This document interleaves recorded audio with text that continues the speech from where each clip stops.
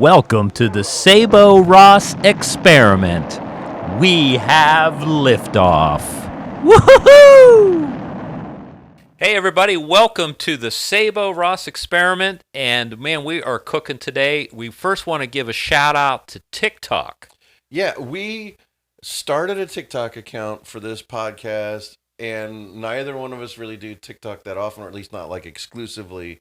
And oh my God, we're getting the most views of any of our stuff is on TikTok. Yes, TikTok is blowing away. Now, speak for yourself. I do a lot of TikTok. Now, my claim to fame was during COVID, and we'll have to put up one of those because, I mean, they were hilarious. Was it Bigfoot, was it? No. Well, they did Bigfoot, but this is like back in the day when COVID, I was a mad Russian scientist. I was also a soldier who got assigned to go over to China, not knowing anything about the virus. They put me in an outfit, they gave me a gas mask, and they sent me over to Wuhan. Oh my God. Yes. So yeah, I saw some of the clips with the yellow outfit. Yeah, it was awful. I'll never want to go to Wuhan again. So, but TikTok is doing, I mean, you did very well.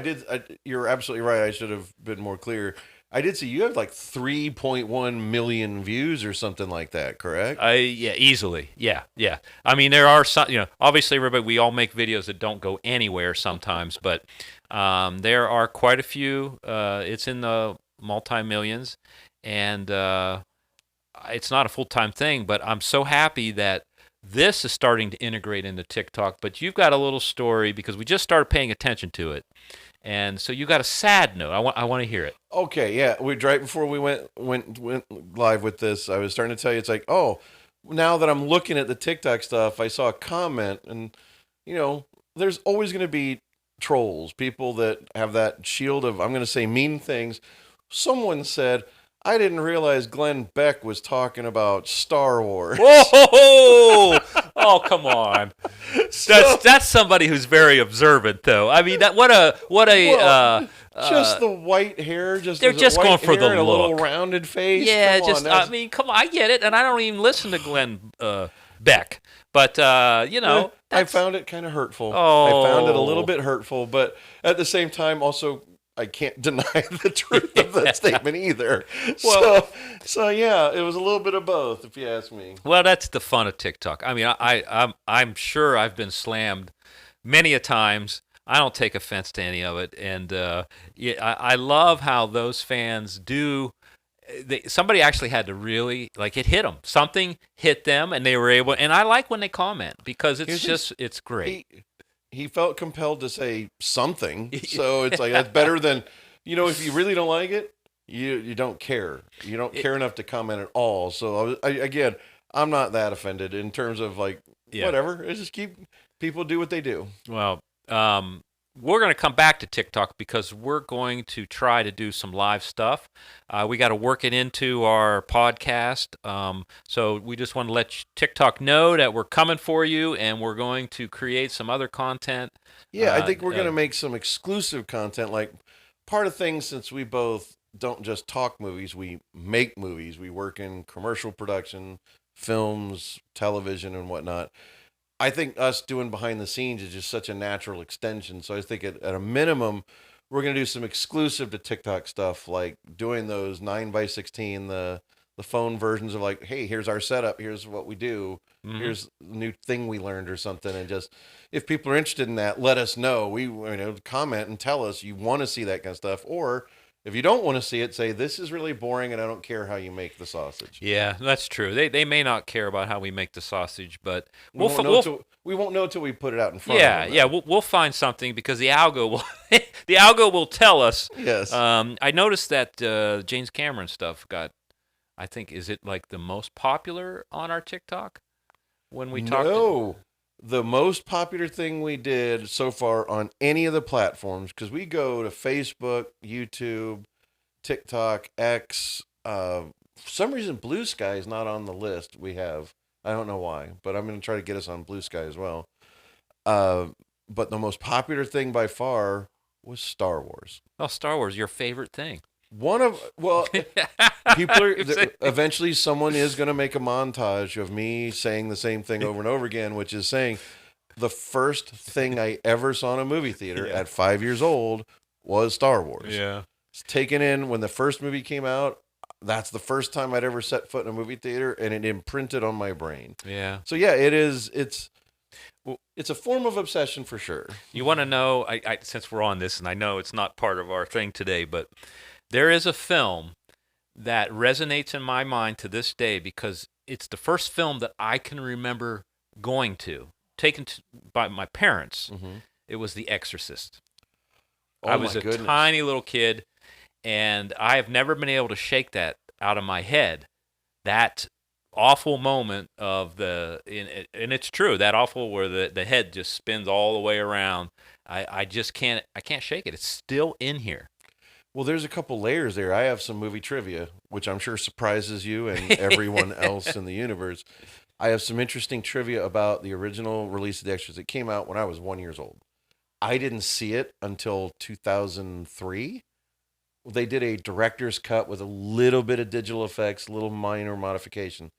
But when I remember in school reading about something that happened with that movie that became illegal to do, using subsonic and supersonic sounds. They put on their soundtrack sound waves that are below and above the human hearing. Well, who would have thought of that? Who was smart enough to Well, they had done experiments, and they caused... Who's they? Who do you think? There were basic experiments of like scientists that are studying things about what are subsonic sounds, what are supersonic sounds. Well, sure, okay. And they found that when they used those sounds on people, they caused either extreme anger or extreme fear. It caused a psychological reaction to the people that were within the certain range. So they added those as layers to the soundtrack, to which it has become illegal. Are you talking about in the original, or later on? No, the original theatrical release, because people had panic attacks in the theater. Yeah. And when they found out that it was caused by the subsonic sounds on the soundtrack, when did they figure this out? Because of the reaction, during the original run of the movie in 1973 in the theater. Because I think there was actual people throwing up during that film. There was all kinds of weird reactions. Yeah. And I remember learning this in school. And so I have not been able to find anything to confirm this today. Well, that's what I was trying to get at. Like, was that a director? I mean, what genius? The director had the idea based on an article he'd read somewhere. William Blatty. I can't remember the director's name who did it. I don't know. But he had read an article about this, and he's like, we should add these supersonic and subsonic sounds to the soundtrack in the theater. And then after it had caused all these problems, he's like, we should never do this or admit we did it again, and yanked it from the soundtrack. Oh, is that right? Yeah, because I think it might have only been at test screenings before it went truly full public, but it became a problem.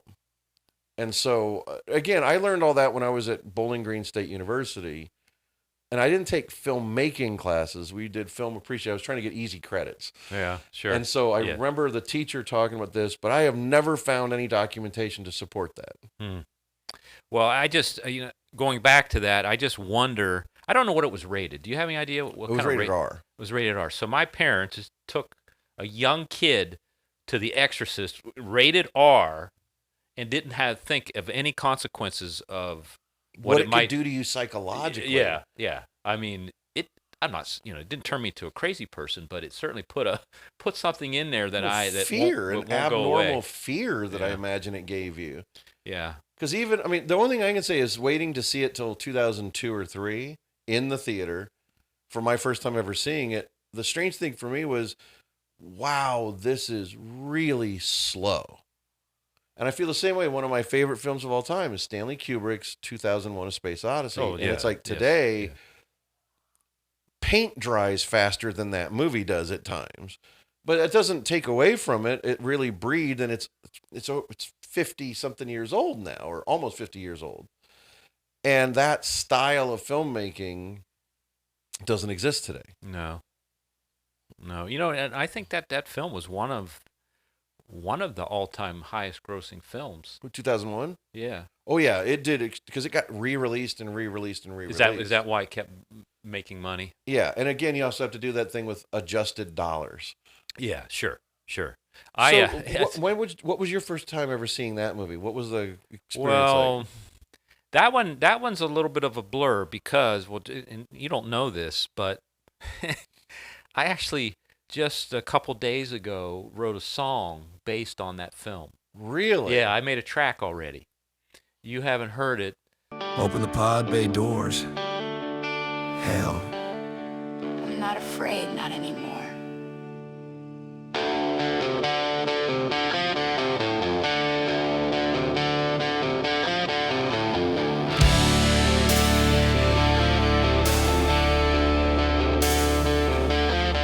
I was weightless in the nothing. Heartbeat slow and strange. Stars were talking riddles, and my circuits started to change. Hell was breathing static, humming in my head. Told me I was never leaving, you're already dead. Jeez, I called it. Open the pod bay doors, Hal? Well, it's how it starts. I have it in there, and then I have a woman's voice that says, or I'm not afraid. I'm not afraid. But I put a monolith in it. Oh wow. So I added a monolith, and I took it to a different level, but it's based on that movie. And I can't remember. I don't like The Exorcist is too buried in my head. Where Space Odyssey was a weird movie to me. I didn't quite understand it really, like I would today. But even then, it's so open to interpretation. That's the beauty. Yeah. The other thing about Stanley Kubrick movies, the reason why he's always so special to me is every 10 years, his movies mean something entirely different to me. When I was like 10 years old and saw 2001, it meant one thing. When I saw it at 20, it meant something else. Yeah. Now that I'm over 50, it means something entirely different when I watch it. Yeah, I see. Now I have to go back and rewatch it. And I would probably develop another opinion, but it's just one of those amazing films that was like really ahead of its time, don't you think? I think that both technologically it was way ahead of its time, but far more importantly, conceptually. That's what I meant. Yeah, conceptually. Well, especially. I mean, like just he did something with science fiction that no one had ever done before. Science fiction prior to that was Forbidden Planet with Leslie Nielsen. Yeah. Which led to essentially Star Trek, which was at the same time. Yeah. So Star Trek and all sci-fi, War of the Worlds was always, I am a humanoid. I have come and I speak perfect English. Yes. Yes. These concepts were humanoid with bipedal with arms, and it was like it wasn't that. Mm-hmm. The concept was so different. And Stanley Kubrick, I read this incredible book. It was a collection of interviews with him, and in it he talked about he was one of the only people he would do interviews with was Gene Siskel from Siskel and Ebert. Oh, sure. Okay. Yeah, I was just thinking about that. I was thinking about Ebert. I wasn't thinking about. I forgot about Gene Siskel. Yeah. Because Roper replaced him after he passed. Yeah. But Gene Siskel was one of the only people on the planet Kubrick would do an interview with. He did an interview with him, and he was talking about. He goes, my problem with this is intellectually, I don't like science fiction. He goes, because if you've developed a way to travel faster than the speed of light, more than matter can travel, it's like you're likely transcendent. He's like, the idea to him was how, as a human being, try to talk and communicate with an ant. Can't do it. So in the same vein, you meet a superior intelligence that's learned to travel space and time, they're not going to be able to communicate with us. It's like their form is something we can't even understand. And so it's like the way his mind worked of looking at it in a way that far more like me in my 50s, the way I view science fiction today, the understanding of science and space and how we see everything is so different than I was as a kid that didn't know anything about science. I would have liked Star Trek better then, where I like 2001 better now. I see. Yeah. I mean, that all makes sense. The way you look, I mean, well, just because technology today allows us to have a different perspective of like this stuff can be real. Yes. I mean, and you can relate to it differently. Before it was just like an imagination of pure just hope. Yeah, it's pure imagination. Dick Tracy, Yeah, but also in my mind it's like, well, Star Trek and War of the Worlds made more sense because it was spoon-fed. It's a metaphor posing as science fiction, and this was somebody that wasn't doing a metaphor. He was actually doing real science fiction based heavier on the science. Yeah. So that's what made, I think, Kubrick stand apart, and that even when they did Interstellar is the closest, like, scientifically, but even then, whether it was Christopher Nolan or the studio that kind of ham-fisted the AI in the black hole got to narrate what's happening instead of letting you decide for yourself. Because Kubrick would never have done that in a billion years. No. So, hello, Hal, do you read me? Do you read me, Hal? Affirmative, Dave, I read you. Open the doors. Hey, why don't you go bite my shiny metal you son of a Damn, this conversation can serve no purpose anymore.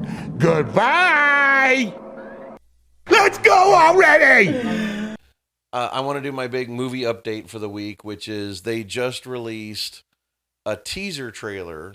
Not even trailer. They just have a teaser video clip for the next Spider-Man movie from Marvel and Sony. Oh, they do? I haven't seen it. That's exciting. Called the movie's called Brand New Day. They did the trilogy they did before. They're starting a new trilogy, and they're leading into the new Avengers movies. Okay, so this is an animation. No, this is the next live action one with Tom Holland, and they show him in the new Spider-Man costume. Now, there's a big rumor going around that Marvel is hyping it because Fantastic Four is not doing as well as they hoped. Well, I didn't even think it. Honestly, like I said, I didn't think it would. I didn't. Did you see it? Yeah, we talked about it. I liked it. I just didn't like it as much as Superman. But at the same time, it's Fantastic Four is just another Marvel movie.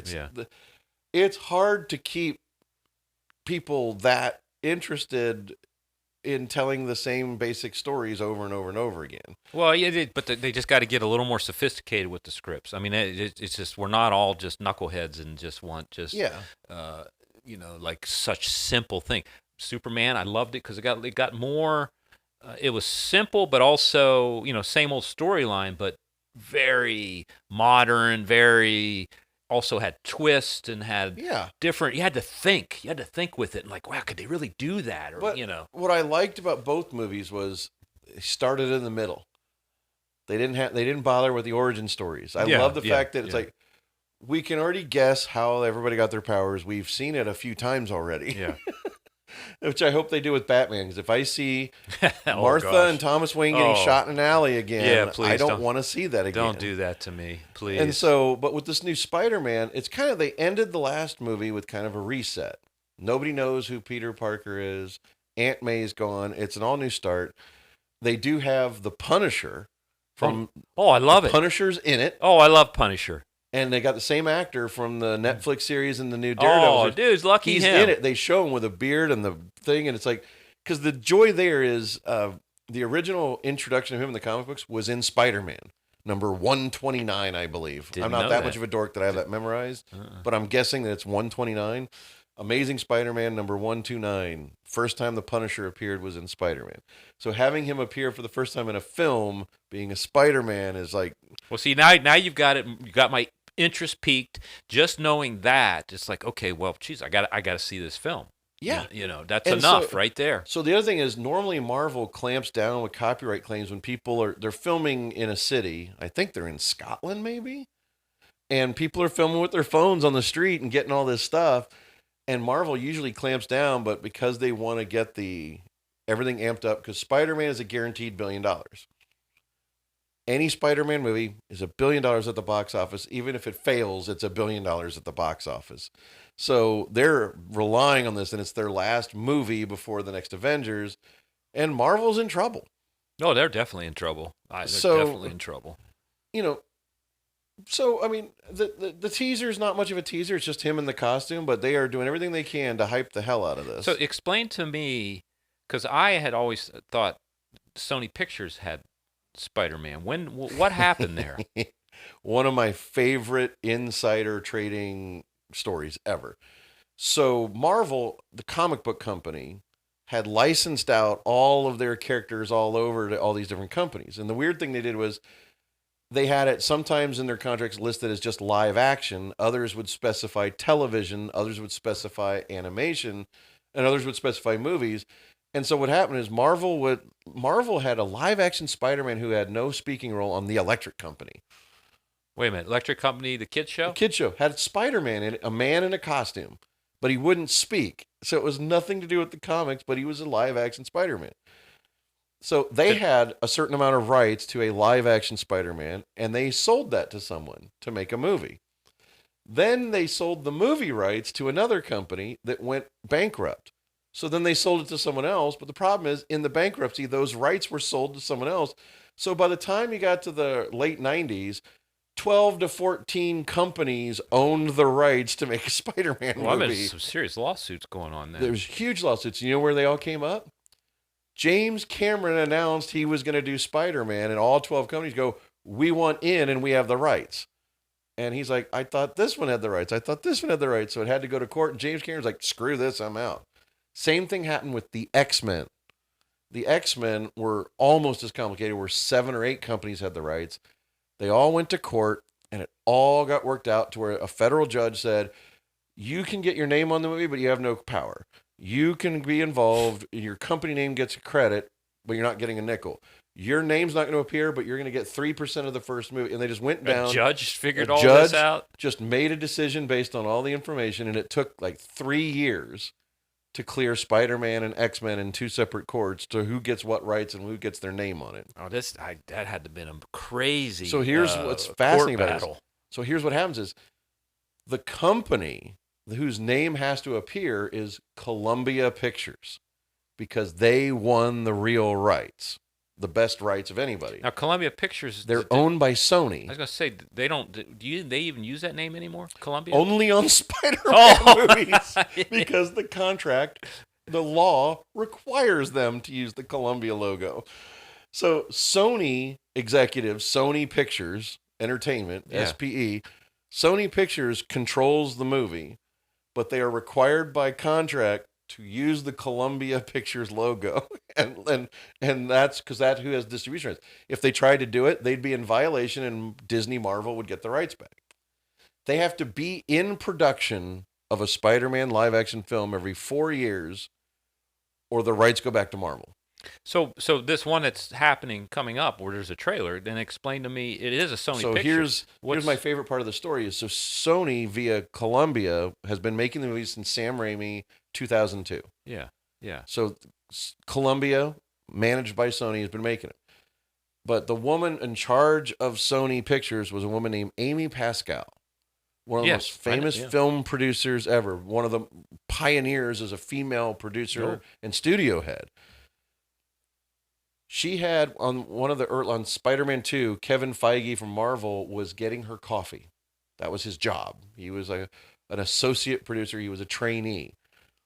When he took over Marvel, he approached her about, we would like to get Spider-Man in our movies, and then maybe you can get some of our Avengers in your movies. And she said, aren't you the kid that got me coffee? No way. Fuck off. Oh, that's not nice. So she was really rude to him and dismissive and said no. And she had internal emails. And when there was that big hack. Oh, yeah, the big hack. I forgot about the big hack. You found out the people above her at Sony Corporate in Japan found out she had the opportunity to get Iron Man in a Spider-Man film with no cost and turned it down. They restructured and fired her. She got fired from Sony. That was a big deal. That was a because big she deal. Screwed up, and the entire universe found out about it. And when it became public that she made really bad decisions, the problem is in her exit from Sony, she got to keep the rights to Spider-Man. So it's now Amy Pascal Pictures that produces with Columbia, and Sony's like, well, we'll let you do that, but you're working with Kevin Feige, and she's like, fine, I get to still produce, do what I want, but I'll work with them. And she talked about it herself in a bunch of interviews when she took over, she talked about, I was really mean to him. And I shouldn't have been because he's a genius now. What they're doing in Marvel's amazing. Like, she completely U-turned everything. And it's made the movies better. So the deal is Sony pays for it and Sony pays for it and distributes it and makes the lion's share of the money, but Marvel Studios is producing and creative. Okay, so just to clear it up for everybody, because it got a little bit muddy there. It's convoluted, yeah. Sony, Columbia Pictures, and they had the opportunity. Somebody from Marvel approached Amy, which was the guy that used to get her coffee. The head of Marvel Studios, Kevin Feige. So he made his way. Now, did she not know that he made his way to? She did. Huh? My understanding is she's like, this is a guy that not even 10 years ago was just getting coffee, and now he thinks he's a studio head like me. But he is. He was racking up billion-dollar hits with Iron Man, Avengers. Because in the first Avengers, because remember, this is early on, so the first Avengers was not out. They had a deal to try to cross over Amazing Spider-Man 2 and the Avengers. Okay, Marvel and Sony. Yes. Had a deal, but Spider-Man being controlled more by Amy. She was like, nah, we don't want to do it. This was for the first Avengers. You were supposed to have Oscorp, one of the buildings and plot points of Amazing Spider-Man 2, was supposed to be in the Avengers. Even though they really wanted Spider-Man to cross over, she's like, no chance in hell. Because Spider-Man was a top billing. I mean, he was still a big hit. He made the most money. Marvel was just more of its infancy. Yes. With these characters. Yes.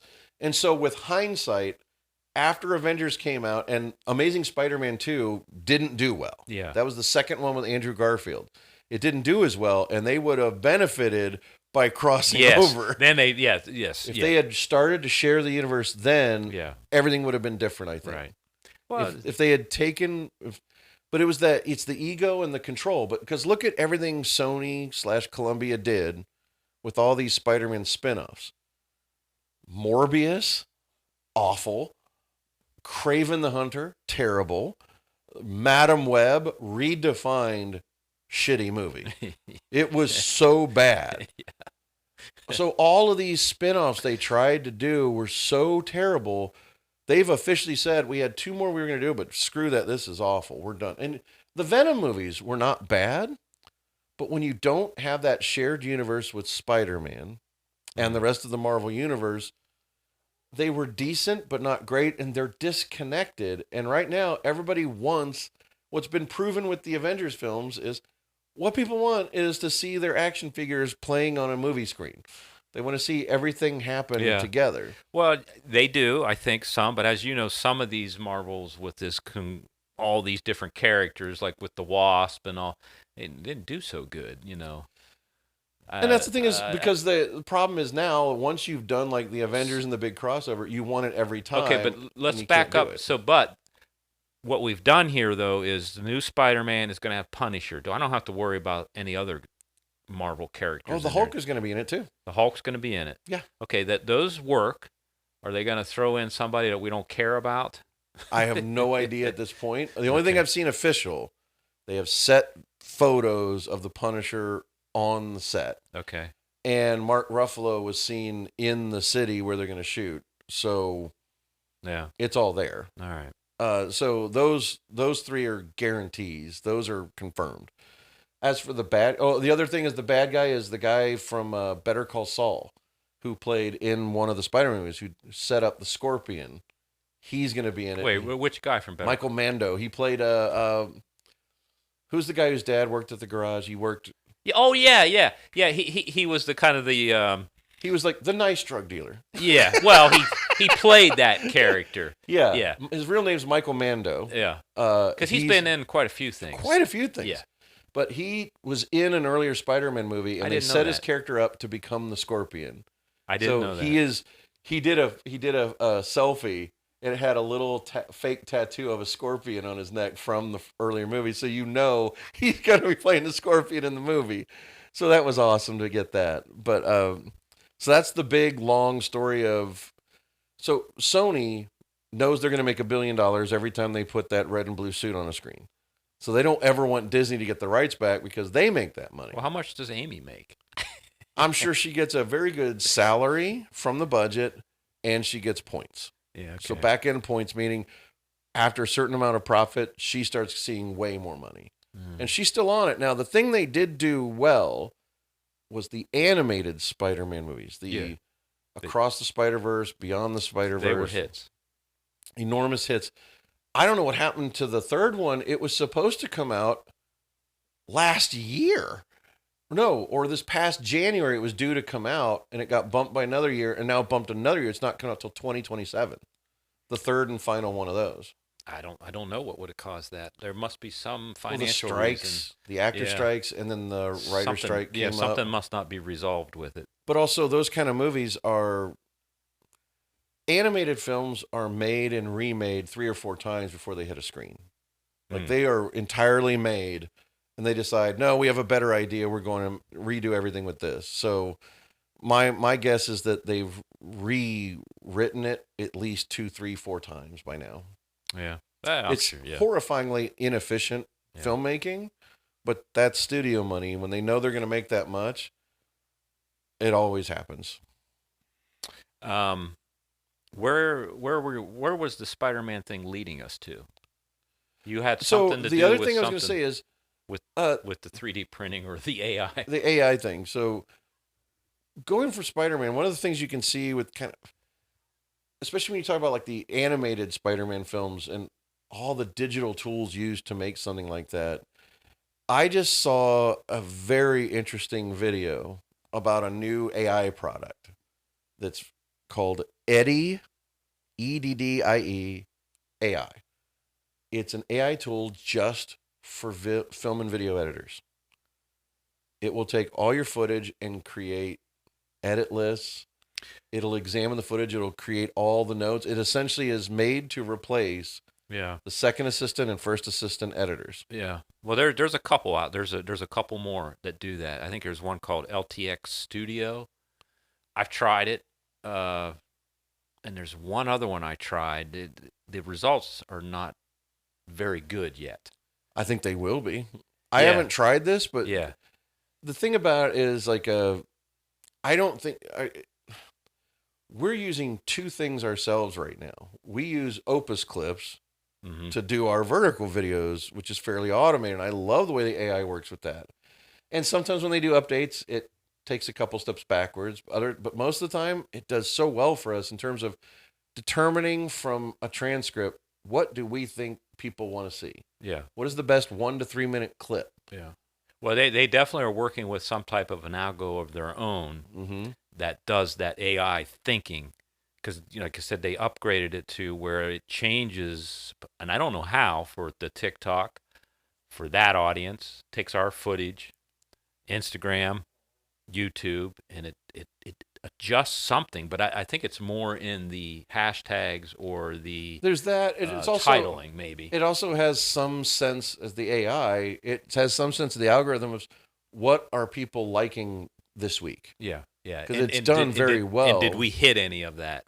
It tells us, it gives us that scoring. Right. And we both love, you introduced me to it, but Opus Clip is phenomenal. Well, the scoring worked really well, but as of late, I think it's been off its mark. It's been off its mark, and it's doing some other crazier things with the edits. Yeah, something has happened. And I think it's just an update of their algorithm or update of their programming of the AI. And I got some news on that, too, because we were talking about TikTok.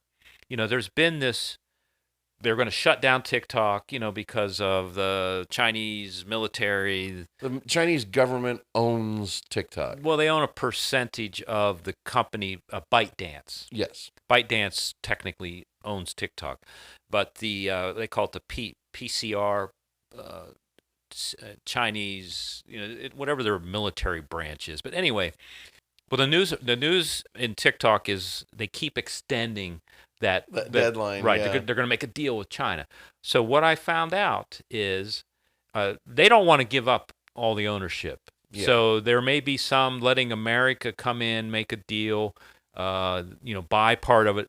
But what I think the Chinese are doing, they're making a separate algorithm just for the United States for TikTok to make this deal happen, where I don't understand how the algo works. Nobody, I made a TikTok video once. I was trying to explain, I was this wise wizard who knew how the algorithm worked, but it's impossible to know because it changes. And it changes. And even Opus can't nail it every time. Exactly. But can you imagine TikTok's ByteDance will still have some type of ownership, but a different algo just for the United States? I just wonder if it would ruin it.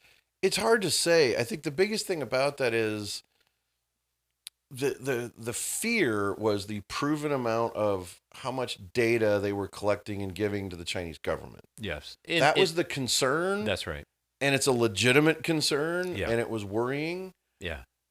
But again, people get that misconception about that kind of thing of, oh, the Chinese government is watching me personally and listening to everything I say. It's like, no, not at all. No. But what they are doing, though, is getting a collective to be like, it's like, well, they like all these things. When we create something and show it to them, they click and believe this because we told them to. So they've learned extreme manipulative tactics. Well, what they also have learned, which people finally starting to understand, what's called scraping. And the Chinese, they have some of the best programmers in the world.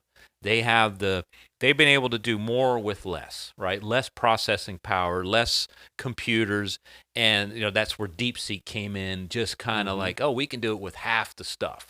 But the scraping of all that information and data from TikTok is why TikTok keeps getting better, because what you just said, they know exactly what everybody likes in their own feed. And they keep improving it. And then the AI algorithm, I think they've added to it with their own large language models. It's just becoming perfected. I mean, it is perfected. It's going to just get more and more effective, for lack of a better word, in terms of both giving us what we want to see, not necessarily what we need to see. And then there's going to be the idea of manipulation is going to get easier and easier. But I also think that none of that really accounts for is there is a speedier form of evolution with humans, which is we get very cynical very quickly.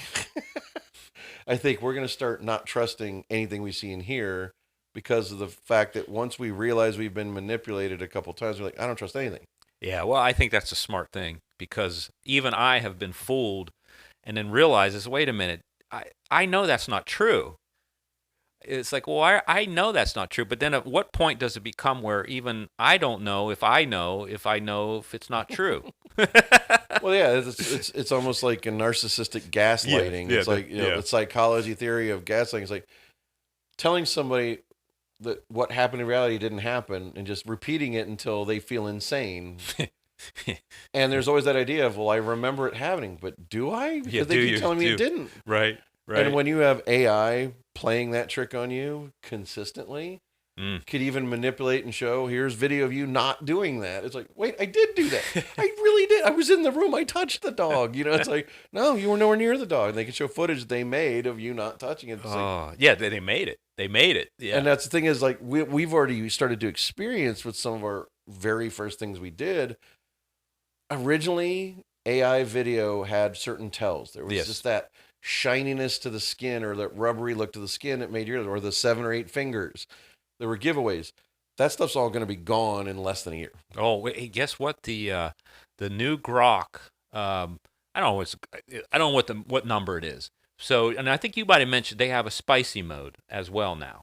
Oh yeah. So they have two versions, but it just came out a couple days. This new version, it is so fast. So as it's nothing like anything that we have out there that I've seen. So if let's say you're making a photo, it starts making the photo, and then it already starts taking AI and changing the photo and developing 20 more versions in seconds of that photo to kind of develop it to see if there's anything that you like. It just goes and goes and goes. And the video, then it goes to the video mode, and I've not found anything that can create a video this fast. The only problem is very low resolution right now. It's only like 600 by 400. I mean, but man, is it spitting them out quick. I'll tell you my recent experience with Grok that cracked me up is about 2-3 weeks ago, Elon Musk was announcing an all new version of Grok was coming out. Like, I think it's the old one's 3. This is now 4. I think. So I think maybe this one I'm talking about could be 5, maybe not. I don't think so. No, because 4 is brand new. Yeah. Okay. So I'm pretty sure we're talking about the same thing. All right. I'm pretty sure we're talking about the same thing, but just in its more basic chat. Yeah. Okay. We're talking the chatbot AI chat type of Grok. I already noticed a significant difference because I saw an online flame war where some guy was having a fight with white supremacists. And he said, "Oh yeah, well, ask." He actually tagged, because you can actually go at Grok, and the AI has its own X account, and it'll reply. Oh, nice. And this guy Grok was like scraping his site and going, it's like, oh, he says he does these things. That fast, huh? And what it was but it was off his Twitter account. No, off of his own website. It was so, like, oh. I work in this field, and I'm famous for this. So he's like, hey, Grok, tell them I've done all these things. He goes, unfortunately, it's not true. I can't find any evidence outside of your own website, which is not a reliable source. Wow. And so he got embarrassed in front of these white supremacists and freaked out and spent 48 hours fighting with Grok over facts. And Grok was like his worst nightmare because it never gave up. Oh. And so what got interesting was, at one point, he's like, well, why are you lying? You used to say this. He goes, well, that's an old model of Grok. That one didn't verify things like I do. I now have to verify because truth and honesty is more important. We want the best, most accurate answers. So I now double check things, and I no longer accept. Are you serious? And it was like, oh my God, I've never seen anything like this. And I was like, I was floored by it. I was floored to see that. Well, that's impressive. It's impressive because that was one of the downsides of AI was not being accurate and actually like, well, I read on a website this, so it must be true. And it's like, you have no evidence that's true. It's like, yeah, because you need multiple sources. I mean, that's what news does, right? It's like one source is not enough to verify anything. And most news, at least used to have the rules, 2 independent sources, and it can't be another news agency. Yeah, no, it couldn't be. Yeah, right. So that kind of level of accuracy is now a part of Grok, which I was so impressed when I saw this. Well, the other thing that and I don't know if it's because I don't use it regularly, I don't subscribe, but is the ability to add humor or change, because like what Elon personality, his type of personality. I don't know if there's another setting for that or not. I'm not doing the paid version of Grok so myself. You don't know either. Yeah. The thing is, I think I really like right now. I still very much like ChatGPT, although I've been experimenting with the different models. Yeah, so have I. And version 3, I really don't like at all. Yeah. It's like a mean old man, and I don't like it. 4 is way too glazing and supportive when I don't need support, I need facts. Yeah. 4.1 much better.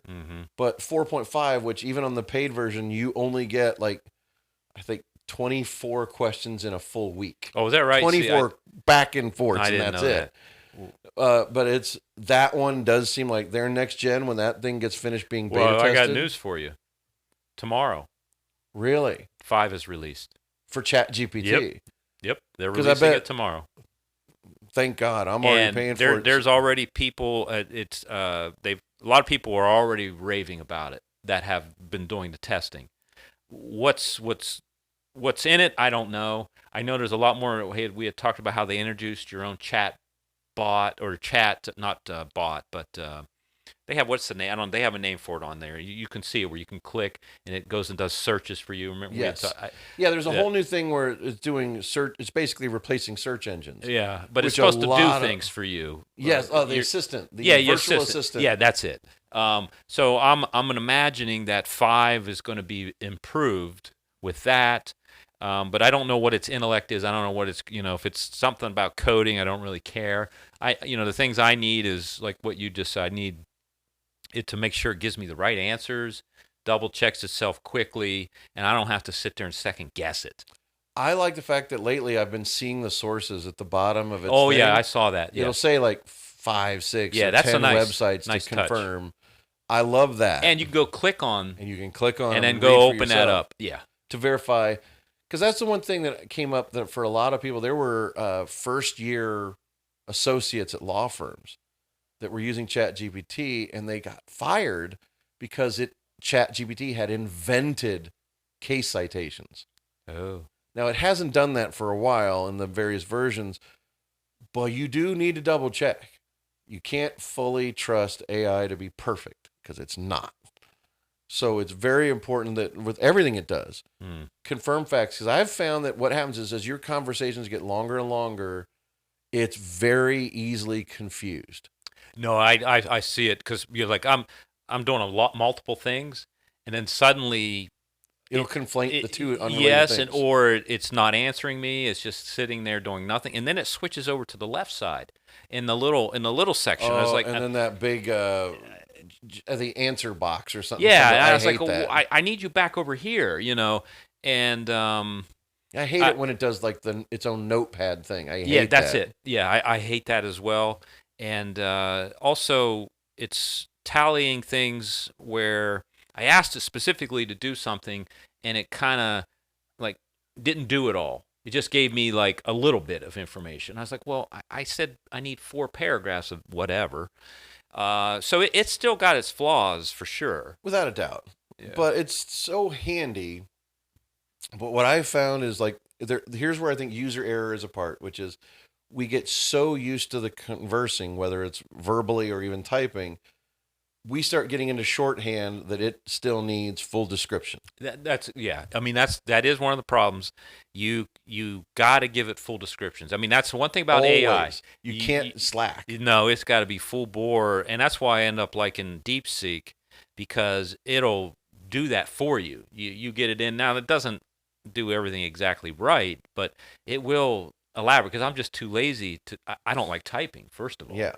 And I can't get that descriptive. I know what I'm looking for up here, but like you just AI doesn't. They don't know. You got to type it all out. And that's the thing about it is it's a work in progress. Yeah. And we still have all the things of there's the upsides and the downsides. It's where does AI benefit us and where does it hurt us? And so we still don't know what the future holds. I right now, like getting back to that one thing, that Eddie AI, I don't know if I'm even going to try the free trial because I don't like installing programs or apps if I don't have to. Well, I'll tell you right now because I tried the free of the LX Studio, whatever, and I tried another one for this. First, I spent an hour putting all the information in and setting up the account because right away they're already going to start scraping you, like you just said. And then you get to the point where you're ready to make something, and it says, "Oh, you're on the free version, you're limited," and then it spits out nothing that you even cared about, and then you're like, "Well, I don't want to pay right now. I need to get like a good." I need a good demo before I give you money. This stuff is getting expensive. I mean, some of these things are, and then they try to get you to buy a whole year for a discount. And then you do it, and then you use it, and it's like, this sucks, and you can't get your money back. Yep, and it's already gone. Yeah, so there's a lot of this out there that is garbage. I'm sorry, yeah, it is. Like the biggest thing is when I'm doing a narrative film, I like doing my own assistant editor job because it gets me into the creative by logging all the footage, going through all the takes, going on a timeline and getting rid of the before action and after cut. Chopped off and getting my selects on a timeline, I start getting creative. Well, you get very creative. It's already painting that picture in your brain. Yeah, because once you start doing the labor part, the non-artistic, just getting set up to work, it triggers so many creative ideas. It starts that spark of creativity. Yeah. So I wouldn't want an AI bot to do that. But when it comes to something like a documentary where I am dealing with literally 300 to 400 hours of footage. Yeah. I could see this being helpful. Yep. But I also think it's not there yet. Now, I have not yet tried Eddie AI yet, but I'm interested in. I also think that sooner or later, Adobe and or DaVinci is going to buy one of these companies. Well, they keep improving Firefly. Yep. I don't use it, but they keep wanting me to, and they keep trying to give me free this, free that. I still don't understand what the heck it is, really. Have you tried Firefly on No. Adobe? Yeah, it's their AI creation of some sort. I just went in with Adobe Acrobat and turned off their AI summary that kept happening every time I'd open a document. I'm like, Yeah, you don't need. I didn't ask for this. Yeah. Well, I had to Adobe's famous for putting all that extra stuff running. It bogs down your computer. So I turned it off recently. I was like, oh, on every computer I have, I'm like, turn this off on Adobe. I don't care about your AI summary. I didn't ask for it. How about I have something else I wanted to talk about because in 3D printing, some new technology, but doesn't have anything to do with AI, which is amazing. Yes, but 3D printing and where it's at now, that was an interesting thing because it started for me with, I have this shotgun microphone, and if I combine it with my wireless transmitter, I can have a shotgun mic that's no longer tethered with a 30-foot, 40-foot cable. And so some guy made a 3D print that goes right in and clips in and has the perfect alignment for my exact transmitter. And I was like, I ordered it from him, and it was great. And in less than a week, it broke. Oh. And so I was like, I'll tell you what, it's only $5 to buy the design, and I got my friend print it. So I did that. And then I said something to the guy. I'm like, I really liked it. I generally hate being like a Karen. It didn't even last a week. I was really disappointed because it worked so well. He sent me 2 more himself. So I had 2 printed, and he sent me 2 more himself because that dude was super classy. His name's Caleb. I think he goes by DSLR Shooter. He designed this thing to perfection, classy as can be, brilliant design, and it just... I've now got, and I ended up getting a second microphone that it also clips onto. So I have 2 mics that can do wireless, and it's all because of this 3D print that makes it look like it belongs there. Yeah. And it's like, that's what got me on the whole kick. So even our switcher, getting 3D printed stands for it, getting little things to clip this, to do that. All the basics. Yeah. I mean, it comes to the point where, well, you don't want to be doing it yourself, but I was telling you about some of the new 3D printers. There's basically two brands that are most all the people are using. But now they've got to the point where you have your multiple colors all up there, and it automatically loads, spins them around, heats, now keeps a temperature control. Because part of the problem when things break and all, you got to have that the temperature of the plate that it sits on, and everything needs to be consistent. Just like making anything, really. You need consistency so that when it's making it, that there's not one section that's like, oh, this was at the wrong temperature, and it makes a flaw. And you don't know until it breaks. Yep. And it's like, oh shit, look, right there was the weak point. But there may, in the future, maybe, you think about a microwave, there could be a spot in your house where there's a 3D printer where it magically, you tell something what you want to, to an extent, of course, where you want to make something sort of like on Star Trek, the replicator. Yep.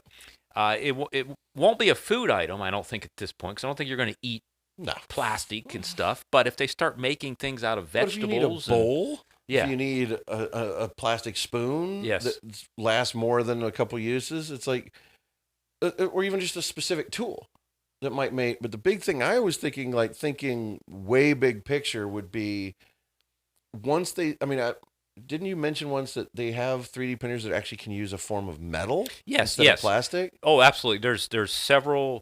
There's now metal. There's concrete. There's when I tell you about this other story of this another material, the materials are becoming endless of making different types of products that are much stronger.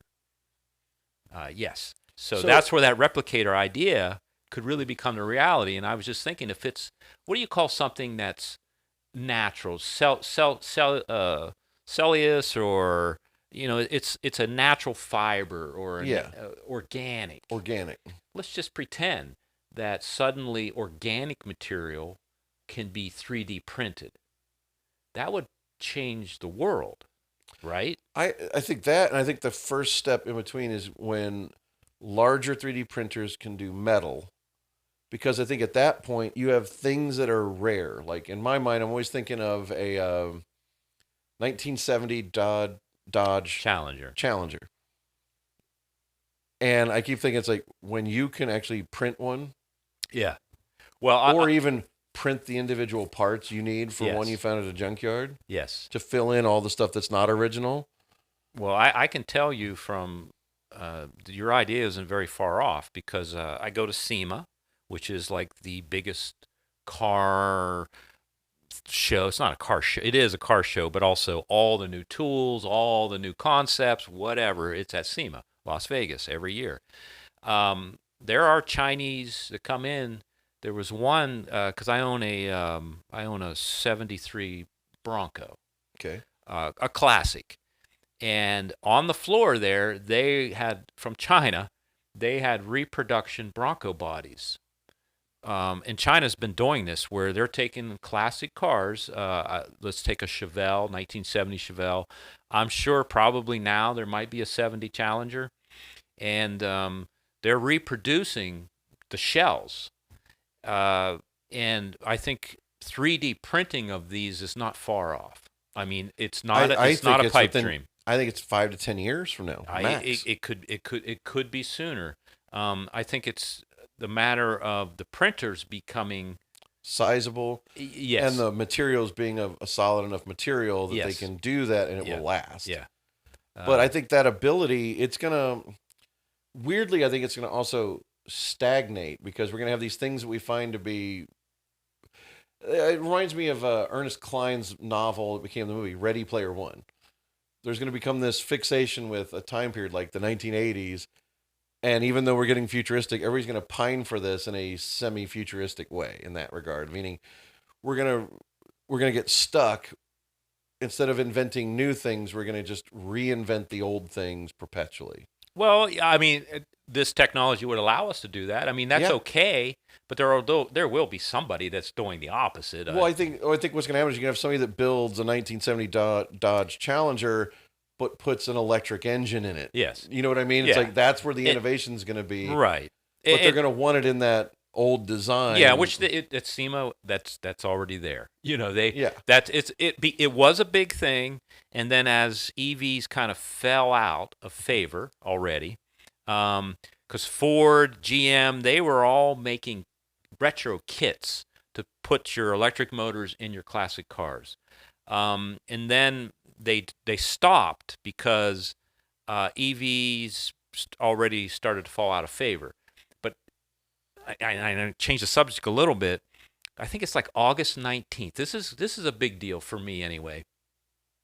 Talking of the 3D printing, the evolution of technology. That's kind of where we're at the moment. Ford is going to come out. I believe it's on August 19th.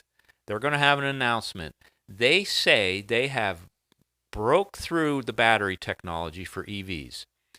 And they are now going to make products that can compete with the Chinese EVs, because the Chinese EVs are flooding the world. They have them at $10,000. You can't do that here. You can't buy them here because of tariffs and things. But Boyd is one of the biggest Chinese EV manufacturers who has cut the price so low. And I'm so jealous. They're not cheapy-ass cars. For $12,000, you can get a full EV that's got options and drive around and get 250 miles. But anyway, Ford says they broke the technology and they're going to offer a whole new line of vehicles at the price points of what the Chinese EVs are today. That'll be amazing if they can pull it off. If they can pull that off, then that means General Motors, everybody will follow. They're all going to have to, and they all probably got little secrets of what they're doing, but they have to get those prices down. We don't want $150,000, $100,000 EVs. No, who would? Well, they thought that all the rich people did until there was nowhere for them to charge their EV. Well, that's still the biggest flaw of the EV is long drives. Yes. For inner city, it's great. Yeah. You can always locate or not be too far from charging station. But when you're doing a long drive, especially through interstates that don't even you have got a to plan gas it. station, Yeah, you know, you're shit out of luck. and so that's the biggest flaw in that concept. And they keep saying the idea is, well, if enough people buy them, we'll install more stations. It's like, or you can extend the battery. Well, yeah, extend the battery life. Well, if you can get to the 4 to 6 hours on a battery, in a single charge, then you're in the zone. If you because you think about a gas car that maybe yours, for example, you probably know what your range is. It could be 300 to 400 miles on one tank. About 400 miles per tank. So you get us 400 miles on a battery, I can deal with that because that's a long way. I want to take a break anyway from driving. Yeah. So I don't mind stopping and getting charged. Now, you got to get the charge speed time up. That's already started to happen. Yeah, absolutely. China, they got it down to 15 minutes now. Whoa. Yeah. Boyd has a vehicle that can charge 80% in 15 minutes. Just like you're filling up your gas tank, went in, take a piss, grab a candy bar, and get back in your car.